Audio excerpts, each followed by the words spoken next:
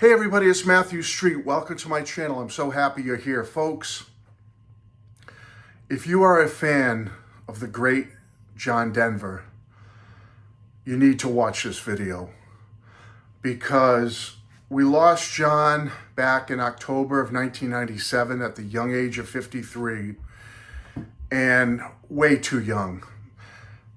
So many years, 28 years now, that we could have had him in our lives still in his wonderful music. But sadly, he passed away in that terrible plane crash in 1997. But folks, he had a storied career. He's a legend. And there's a lot we know about John, a lot of impactful moments he had during his career. But I'm going to tell you about one today that rarely gets talked about. There's very little information about this event, and it was one of the most historic moments in John Denver's career, and no one knows about it.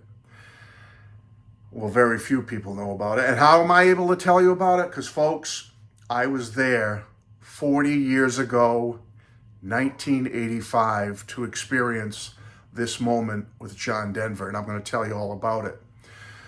I can't even believe I'm saying 1985 was 40 years ago this year, but it was. Now, it was a very pivotal year for me and Mrs. Street. We got married 40 years ago this month, May of 1985. Crazy.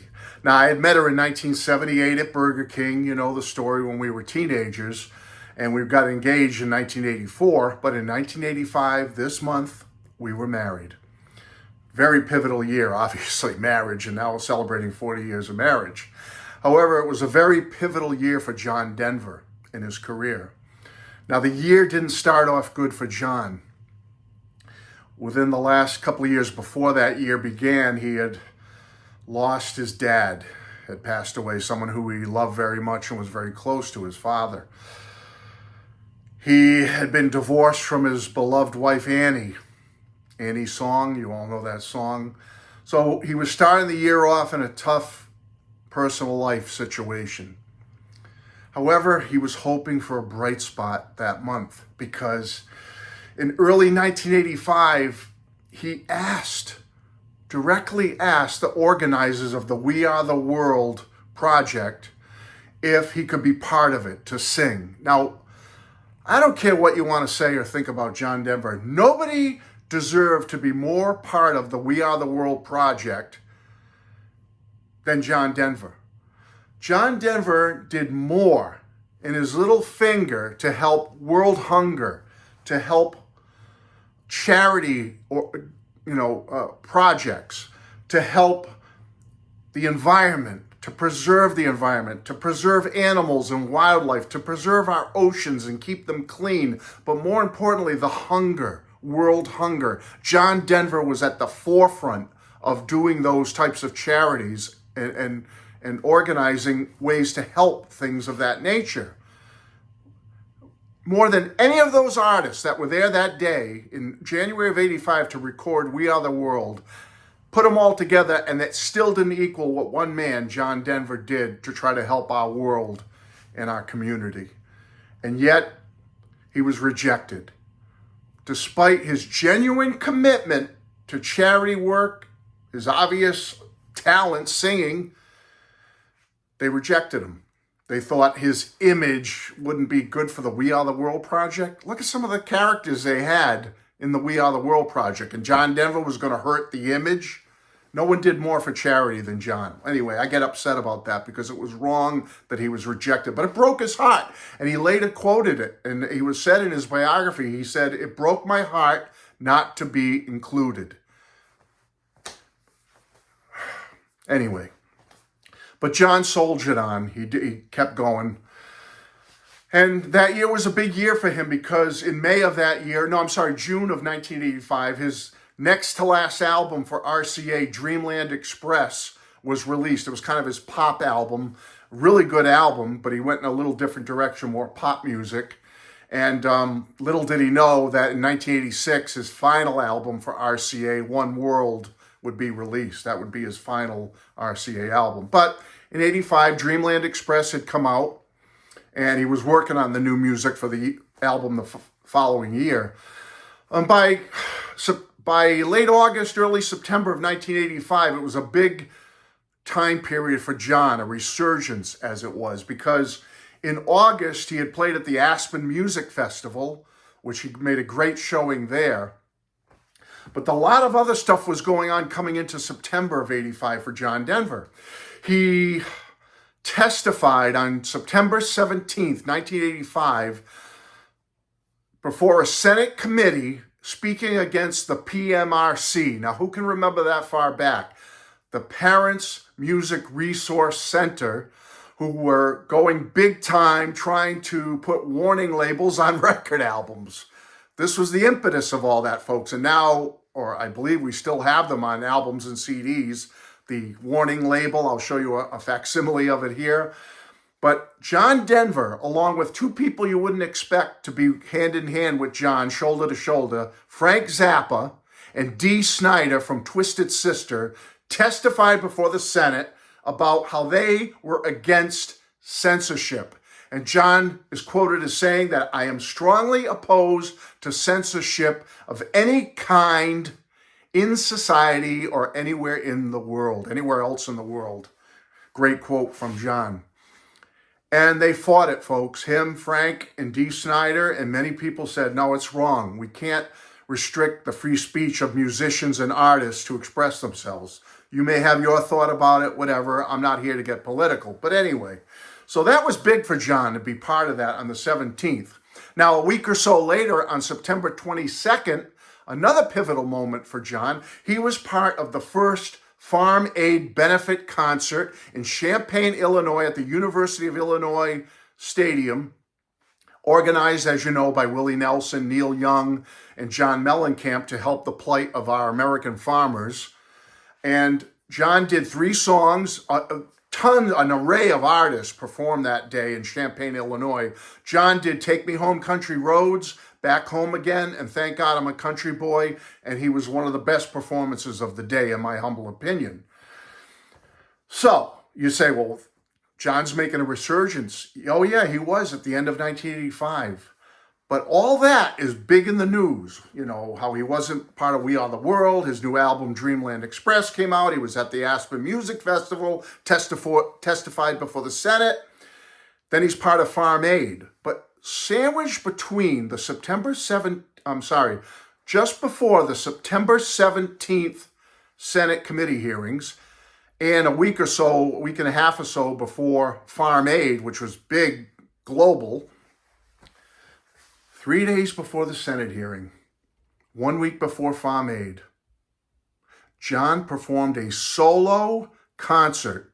Just had 2 guitars with him, his 12-string and a 6-string, got up on a stage by himself before 20 to 25,000 people at India Point Park in Providence, Rhode Island by the waterfront, looking out over the Atlantic Ocean and the inlets coming into Providence. It was a free concert sponsored by a radio station at the time that was big, Top 40, 92 PRO FM, WPRO FM out of Providence. And as part of this big waterfront festival that year, 20,000 plus, maybe talk as it went up to 25,000 plus, streamed in from all over the place. Well-behaved crowd. It was a magical evening where you had children, little kids, all the way up to senior citizens packed into this waterfront park right on the ocean. John Denver was given the key to the city by Mayor Joseph Paolino right before the show. It was a big deal.